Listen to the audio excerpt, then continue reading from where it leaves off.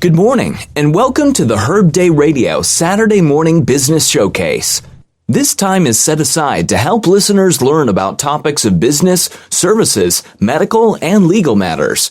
First today is Kim Boyer of Boyer Territory, a real estate company. Hello, welcome back to Real Talk. And today we are talking about post-election sales. And what will that look like? Herb has a big shocked look on his face. I think as Sam Kinison put it, ah!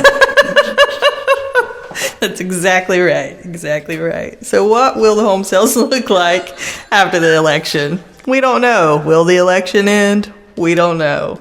So one thing we can do is look in years past. What did it look like in previous years? Typically, you have a little bit of a slowdown around election time, and then no real change unless there was a crash or a recession. Things are kind of slow to change unless something drastically changes. So, it's the same thing that's been going on because of pre-election, COVID. We thought a lot of things would be suppressed. Now things have taken a different turn, or we had to work things a little bit differently or wait for people to get called back to work during COVID.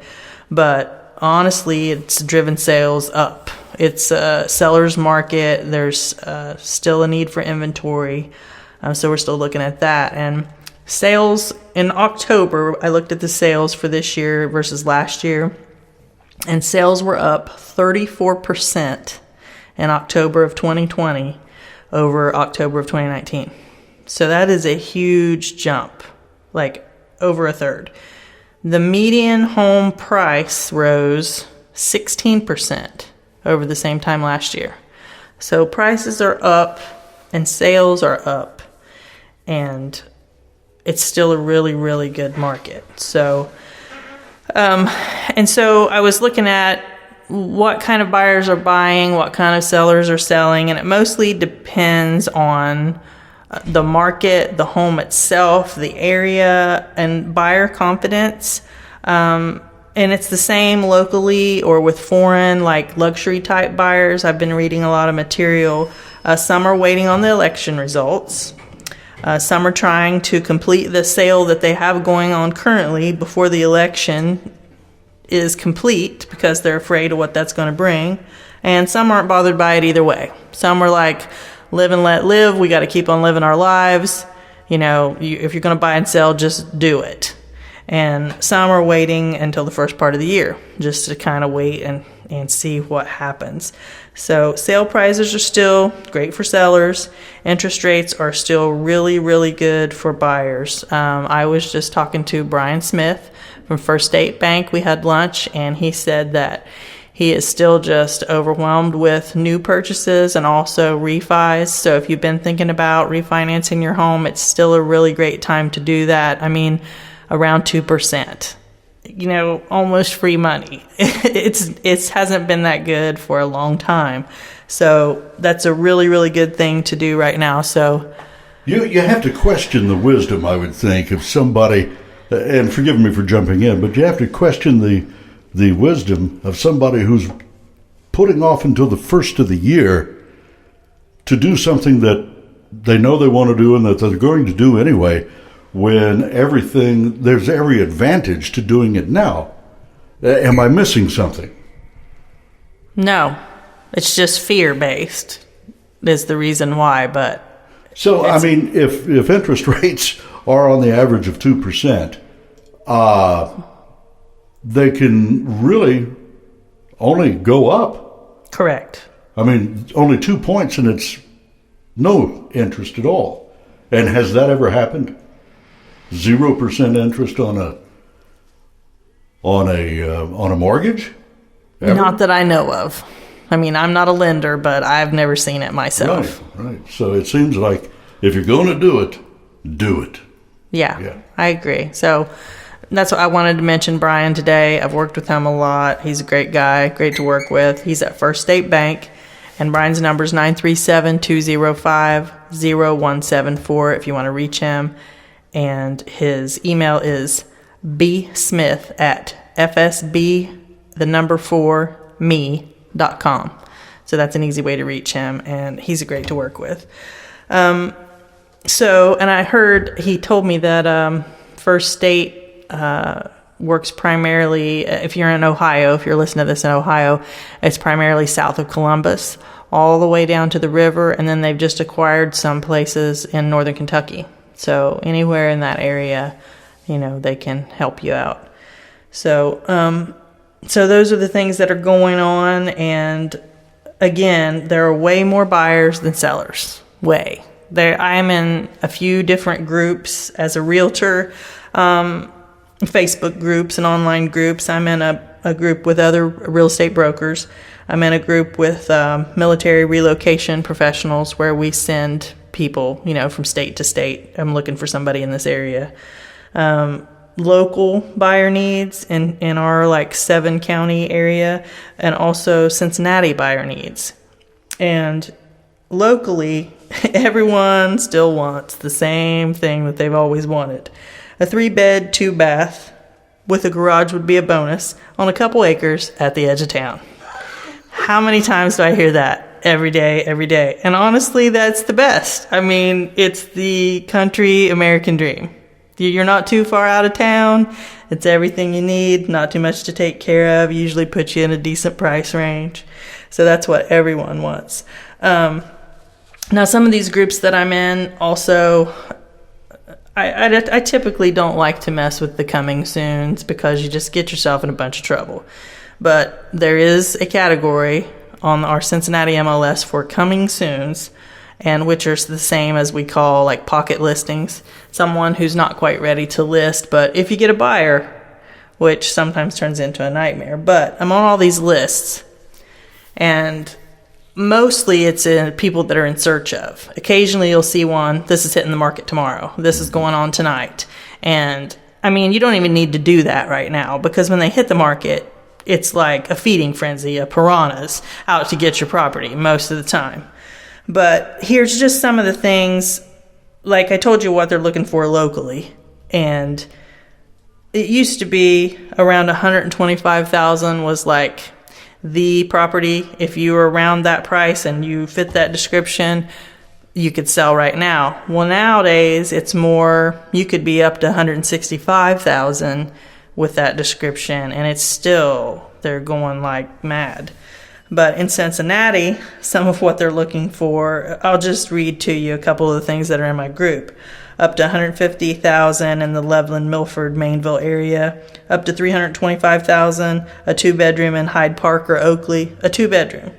And we've got a $1.2 million buyer in the Anderson Township, or anywhere within 10 minutes of Bethesda North for someone who has mobility issues. They want a house that they could use for handicap access, or it could be converted to that. Up to $700,000 in Wetherington or the Four Bridges area, but it's got to have 4 beds and 4 baths. Up to $900,000 in Montgomery, within walking distance to downtown. So there are a lot of buyers out there looking, and people are getting frustrated because they can't find what they want. So we will take a break and be right back. Hey, this is Kim Boyer from Boyer Territory, and our featured listing this week is 3 lots that we have in town in Hillsboro. It's on Northeast Street. There's never been anything built on it, so it doesn't have an actual address, but if you drive up Northeast Street past Stephanie's Pet Spa, it's on the left-hand side there before you get to Spiegel. And it's 3 lots actually, and partially wooded. Altogether, all 3 lots are 0.726 plus or minus, and it's in town, so you would have access to water and sewer, and you would just have to hook into that. So if you're interested in that lot or those 3 lots to build on or just to add on to your property if you live nearby, that's actually Kelsey's listing, and you can call her at 937-763-9801, or you can call the office at 937-393-9270. All right, we're back, and we were just talking about what buyers are looking for locally and near the larger cities. We are still witnessing lots of people coming from the larger cities to the country. There's still, that's kind of what is driving the sales around here.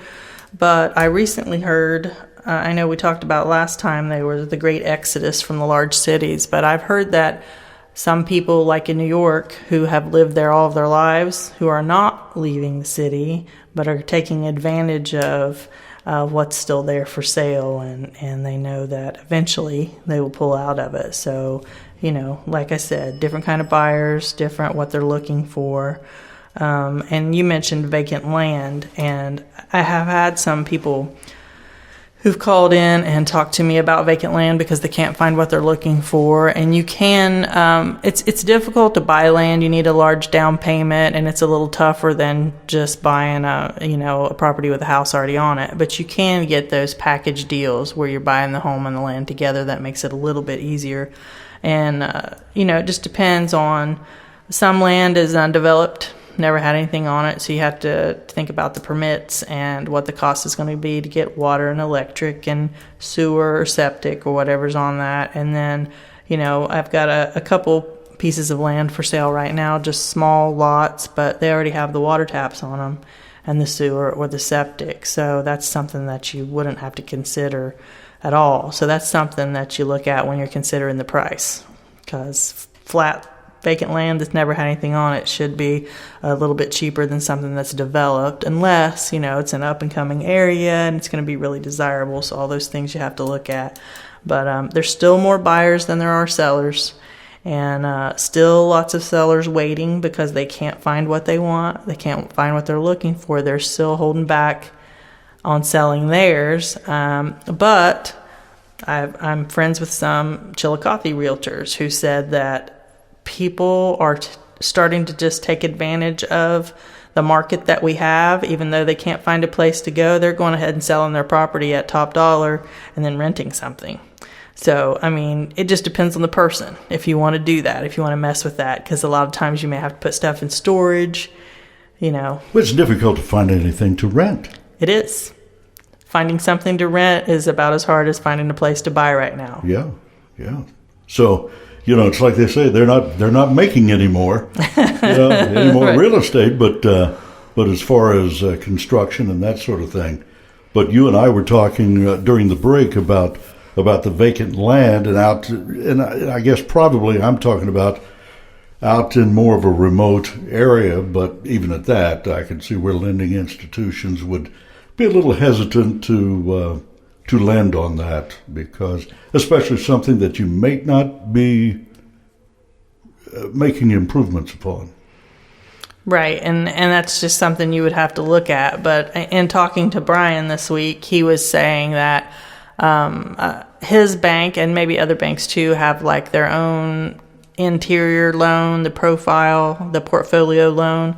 The more money you have to put down, the more lenient they are, because the less risk they're taking. Yeah, so, they want you to have skin in the game. Yeah. Of course. So if you're putting $50,000 down on a $100,000 loan, you may be able to get by in some other areas that normally you can't. So, So that goes back to what we talked about last week of saving a little bit of money and working on your credit. Everything that you can do to put yourself in a good place really will help you out when you go to make that purchase. Cash speaks all languages, does it not? It does. Yeah. Just like a smile. It does. And it makes you have a smile on your face, yes, if you got some cash in your pocket.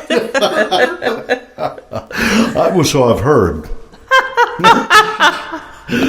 Oh, my. So, even $20 can make you have a smile on your face. That's what you said last week. If you need a cheeseburger and you got $20, you're doing good. That's why a lot of people catch me frowning. I've never seen that. Well, we're going to have to work on that. We're going to work on your credit score and the cash in your pocket. Going to have to. I've told my creditors, I said, you and I would get along a lot better if you'd stop bugging me about this money I owe you. I owe you. That's the secret. So, but if you have any questions about a property, or even about local lenders, or, any question about the home selling or the home buying process, give me a call at Boyer Territory, 937-393-9270. And like I always say, keep your credit clean and don't quit your job.